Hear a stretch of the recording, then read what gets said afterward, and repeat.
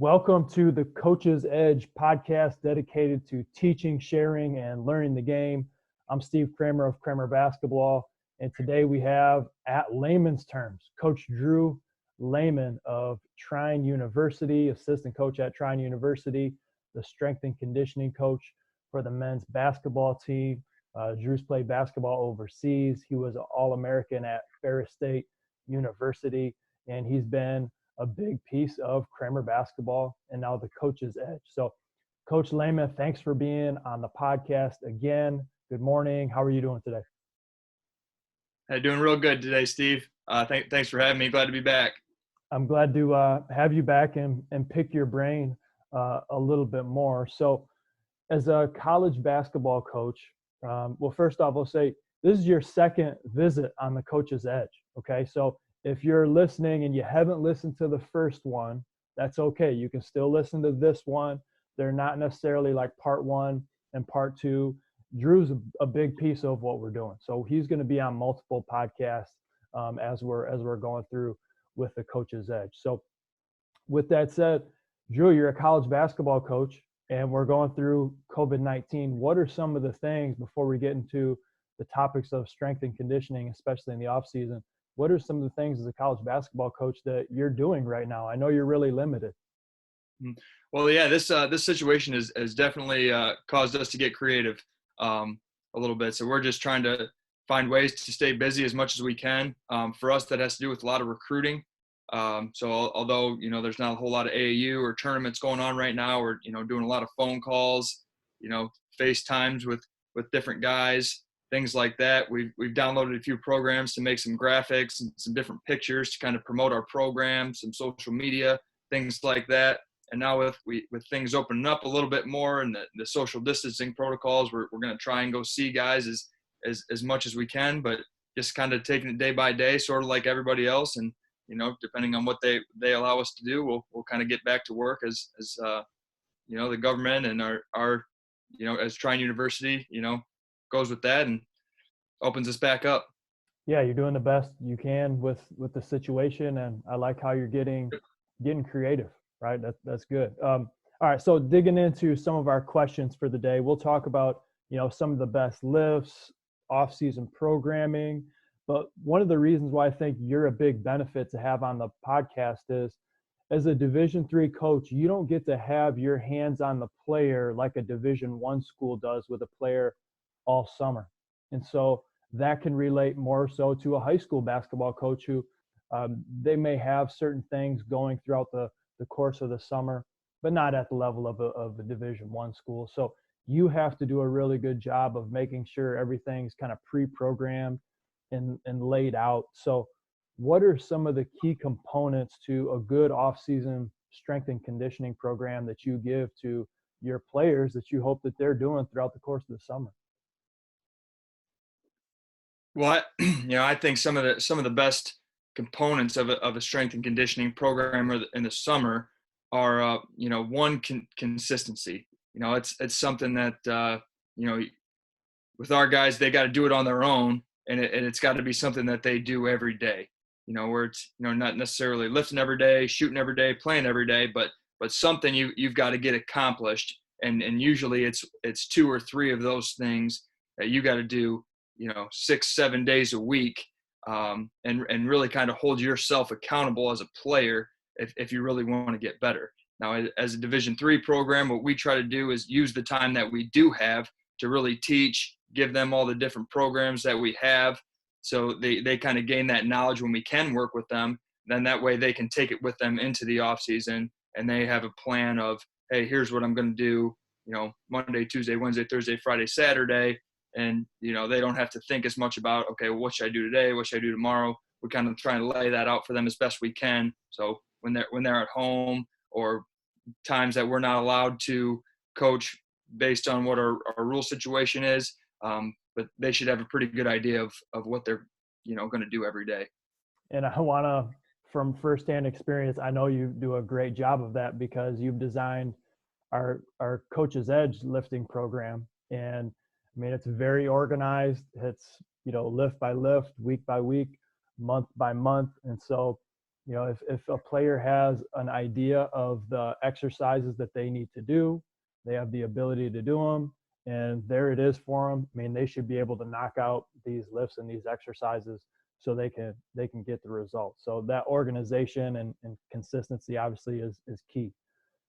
Next question: as you design off-season strength and conditioning program or any strength and conditioning program for a basketball player, what are some of the best lifts and exercises that you can help to improve an athlete, especially in the areas of quickness, explosiveness, power? Yeah, well, when you're, trying to get better at those areas, I think it's important to do drills or exercises that directly correlate with explosiveness or athleticism or speed. When you start talking about the weight room, I really like dynamic lifts the best. These are things that are going to hit a bunch of different muscles.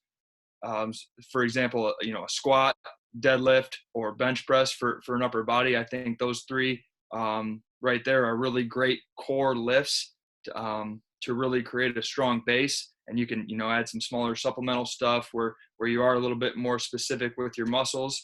But with athleticism, I think you got to, work on doing things that make you more athletic. That's doing really explosive sprints, for, basketball players. And specifically, I think you got to work on changing your speed, changing direction, making a lot of different cuts, staying in a defensive stance where you're sliding back and forth.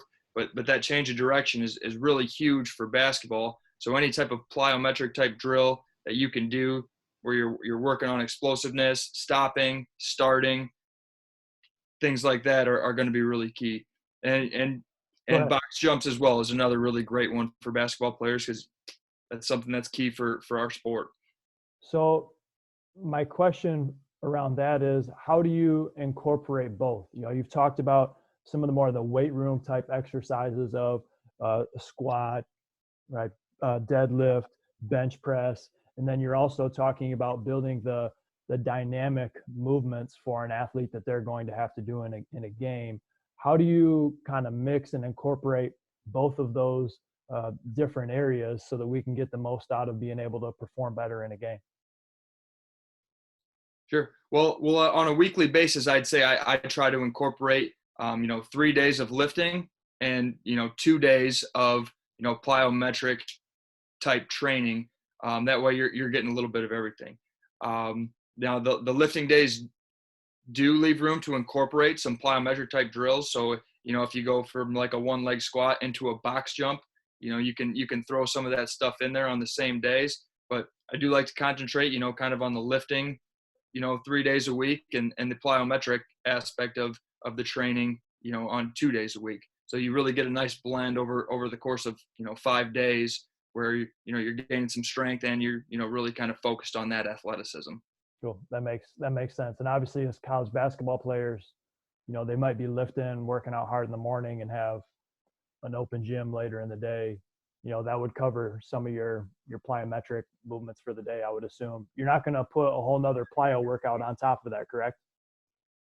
Yeah, absolutely. And that's the thing with basketball, especially, playing basketball or going through a basketball workout is a tremendous way to, one, get in shape and, like you said, increase your athleticism as well. Because a lot of those different plyometric drills, you can do the same thing with a basketball in your hands, whether that's, working on some ball handling or cutting really hard to a catch and shoot jump shot, things of that sort. But yes, if you want to be a great basketball player, the best way to do that is to practice your basketball skills. And that's one thing that I try to stress all the time is you cannot substitute strength and conditioning training for basketball skill training. That you just can't. That's a big part of our game now, how it's progressed over time. The size, speed, strength is a huge part of it, but you still got to possess the skills if you want to be a really good player. Yeah, and it seems like with the rules today, skills benefit you even more, like shooting the basketball. I mean, has shooting ever been more important than it is now? So, I mean, those skills, obviously, you got to put in. You can't bench press a jump shot, right? You got to get stronger, but you can't bench press a jump shot.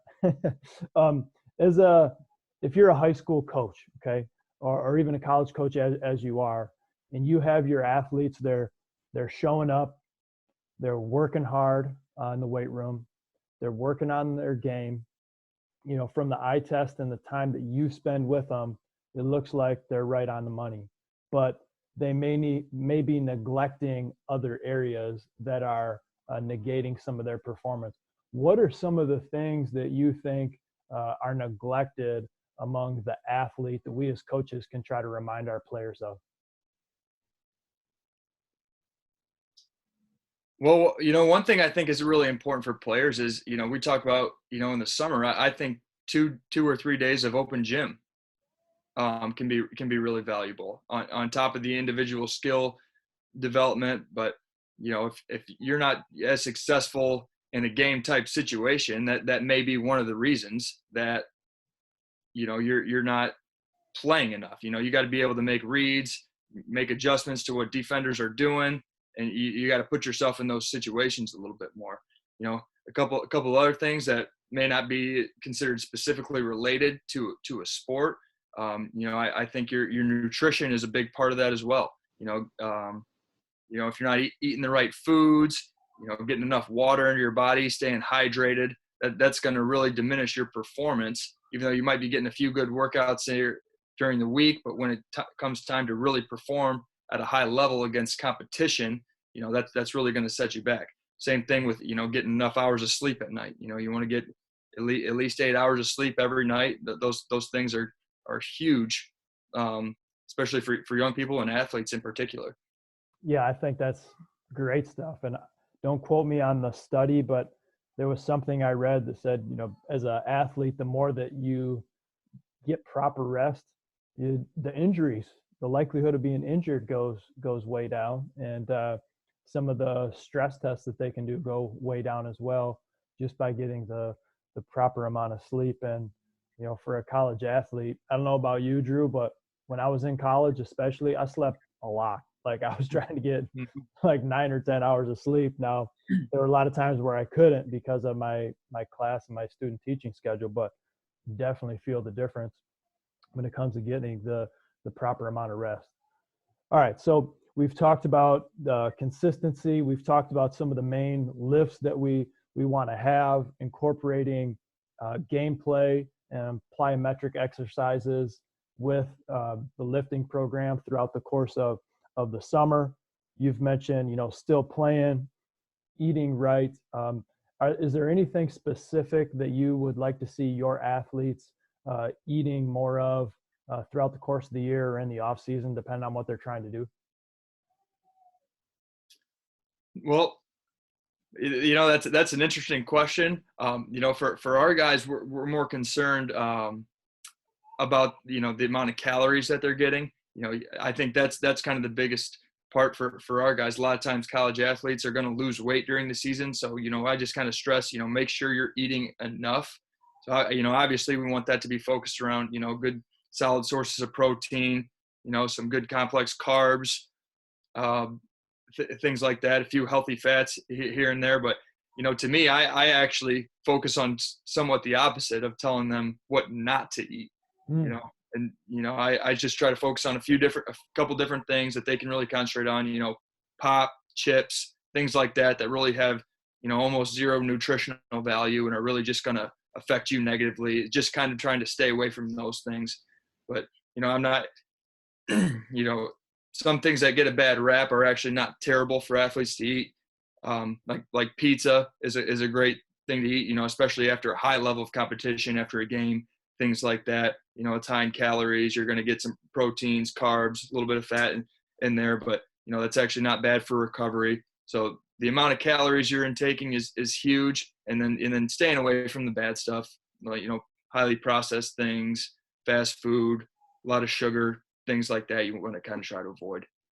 That makes a lot of sense when you explain it as well as you did.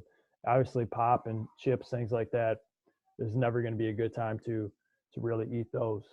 All right, great stuff. So now I want to ask you maybe the most common question that I get is, should you lift weights and then go shoot? So when I say, this is the question I get most from players, right? They're always asking me, Coach, should I go lift and then shoot? How should I format my workout throughout the day? Because, I work with a lot of players that are working towards playing college basketball. They want to get ready. They're doing multiple workouts each day. They want to know how to layer it. What's your advice on lifting and then shooting? Well, yeah, I think that's a perfectly acceptable thing to do. And almost, if you're focused on basketball and you want to be a really great player, I think it's something that you have to do. Of course, if you're going to be in the weight room, because, if you're lifting 3 days a week, you're going to have to use one or two of those days to get in and get some shots up as well. When I think this is a great way to kind of loosen up your muscles after a lift. And also, I think one of the benefits of it is it will kind of simulate what your shot's going to be like in a game. If your legs are tired from lifting, well, I don't know many guys that don't have tired legs in the second half or late in the game in basketball, and you're going to have to perform and make shots under those conditions all the time. So I think it's actually a great way to simulate more of a game situation when you're by yourself or doing an individual workout, something like that. But again, if you're not going to shoot after you lift, then what you're probably doing is not getting enough skill workout in. So I don't think this is going to affect you that negatively. It could, maybe mentally. I know that those first couple shots, after doing a bench press or doing some heavy upper body lifting, they don't quite feel right. But, 10, 15 minutes in, you should be able to loosen up your muscles a little bit and kind of get those back to normal. So, I think it's an important thing to do. And under the right circumstances, you do it with the right mindset. I think it could actually help you tremendously to do so. So a couple things that you mentioned. One, that makes me feel better about how I lifted and shot during my playing career. And then the second thing that you mentioned was mentally. You have to understand, if I just do a bunch of bench and skull crusher exercises, I'm probably going to miss those first few shots, right? My body has to get used to transitioning from lifting a heavy weight into this light little basketball that I'm shooting. And I have to mentally be okay with that, understand that. And then after 10, 15 minutes, you're going to be loosened up, right? It's a great way to loosen up after a lift. And then you can get more into your normal position of what it would feel like to shoot in a normal workout or shoot in a game. Sure. And one of the mistakes I see guys making, with that is, whether they think it's funny or they just don't know quite yet, but the first shot they go out there and take is from, 25 feet away.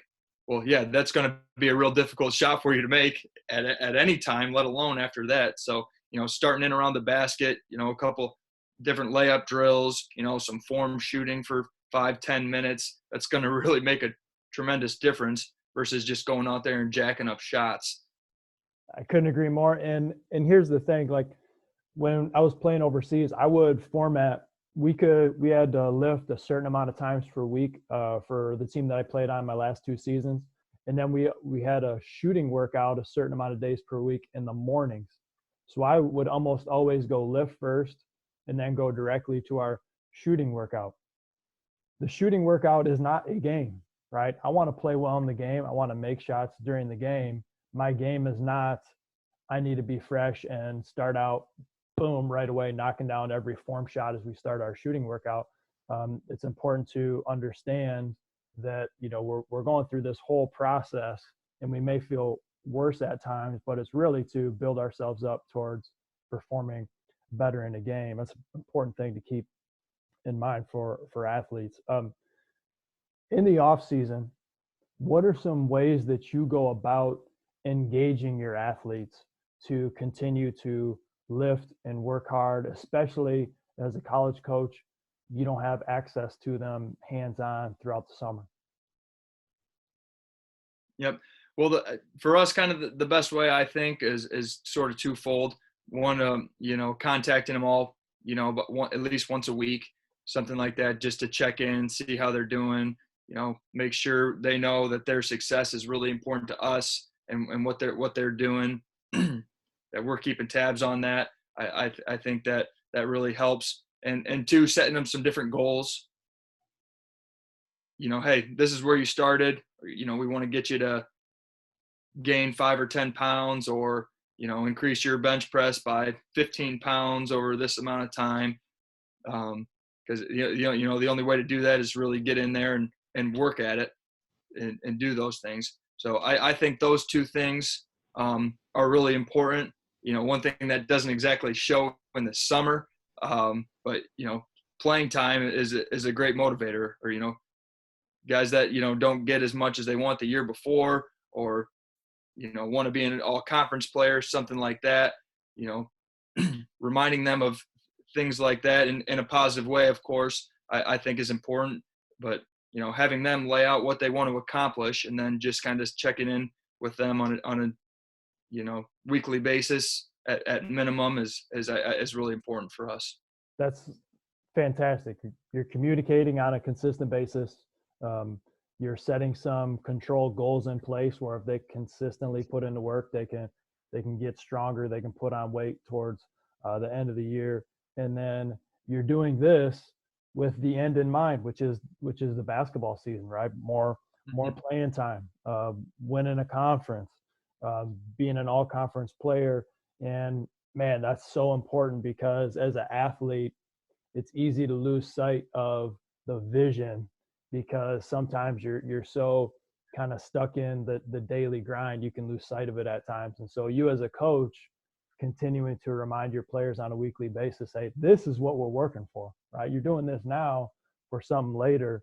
I think that's key, and something that I know that if I was playing for you, I'd be motivated to work harder and put in more time in the gym because of that. Now, I have to ask you about types of workouts. Now, it sounds like you have a very specific plan that you have your players doing. I've known colleges that have done CrossFit workouts, and I always, I've heard a bunch of stuff about CrossFit. I don't know enough about it. What are your thoughts on CrossFit type workouts for basketball players in the off season? Well, I think actually CrossFit workouts are tremendous, and the people who do those are actually really terrific athletes. For us personally, I don't really implement a ton of CrossFit type exercises because I don't think it's really specific to what you're trying to accomplish as a basketball player. Most of our movements are really explosive, and then you're stopping, starting. I'm trying to increase speed and athleticism in the off season in particular. Whereas, a CrossFit athlete is going to do, 15 to 20 reps of an exercise, take 15 seconds off, and then try to go at it again and see how many they can do in as little time as possible. Where I want to increase that rest time, let your body recover so that you can be really, really explosive on every single set or every rep or every exercise, whatever it is you're doing that day. I try to focus on those things in the off season in particular, where you're just kind of gaining size, strength, quick, explosive bursts in the exercise. Some of the other things that scare me a little bit about CrossFit is they do a lot of different exercises that are really difficult to learn and take a lot of time and patience. So it's actually a lot of skill involved with CrossFit exercises. Whereas I'd rather spend that time, obviously working on our basketball skills, and some of those exercises actually put a lot of strain on your shoulders, which scares me to death a lot of times with basketball guys, because there's a lot of small ligaments that can tear really easily, and up in your shoulders in particular. And I want to try to protect those muscles as much as possible. It's funny that you said you talked about the skill of lifting almost in CrossFit. CrossFit in a sense is like a sport, and they're going to try to beat a time. Like, how fast can they get through this workout in the time? And you talked about resting for a longer period of time, working on your explosiveness, and the fact that I heard another coach talking about we want to work on skills with basketball. So if we can give them lifts that are a little more simple, now we don't have to teach so much of the skill of the lift. We can spend more time teaching the skill of the basketball, and then they can just go ahead and work hard in the weight room. And then you said you said it much more eloquently than I did, but I thought that was cool because I've heard that from a few other strength and conditioning people. Last question, Coach, and you led me into it. You talked about the importance of resting in between your sets, and I think this is huge. Oftentimes as athletes, we think that if we just keep working hard, don't stop, then that's a better workout for us. Explain the importance of a proper rest to work ratio when we're working out. Yeah, well, I think it's huge. And to get the strength gains, the explosive gains, I think you have to rest because, again, if you're just wearing your body down, those last few reps are not going to be as explosive. So I do think it's really important to kind of take your time between, let your body recover a little bit so that each rep of every exercise you're doing is extremely explosive. So your body kind of gets used to doing those movements. You know, if you wear yourself down, you're, typically jumping 40 inches and then your last three, you only can jump 20 inches because you haven't let your body recover enough.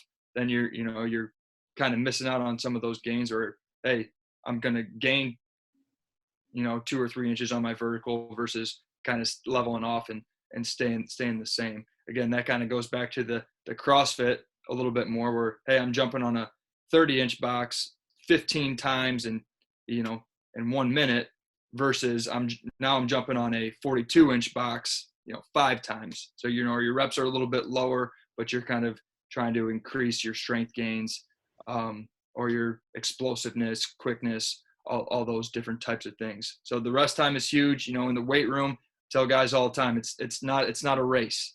I would much rather, skip the last exercise because we ran out of time because you got really, really high quality reps on the first 6 or 7 lifts versus getting them all done in a really quick time. And, you may not have lifted as much, or you may not have jumped as high, things like that. It's not a race. That's simple, but really important to understand. And so by resting a longer duration when we're doing high explosive type exercises, in the long run, we're going to gain more strength, more explosiveness, more quickness because of that simple change in formatting. And, it may be common sense to some, but I also think this is going to benefit a lot of coaches who maybe didn't quite understand that. And so being able to rest longer into our exercise to get more explosive, that's going to be a key piece for our athletic development. Coach, as we wrap it up, is there anything that you want to touch on that we missed? I think we covered a decent amount, but again, just important to, like you said, that daily process with kind of somewhat of an end in mind is I think really, really important. If you want to accomplish something, it's got to be something that you're willing to do every single day. Yeah, and you have the consistency in place with your team. You've designed our Coach's Edge off-season lifting program. It's phenomenal. Those listening and watching, you can contact us, and we'll show you how you can go about getting access to that. Coach, thanks for being on the podcast. Good luck during this unusual time of the coronavirus and COVID-19, and I'm sure we will talk to you sooner than later. Thanks again, Coach. Sounds good. Appreciate it. All right, get after it today.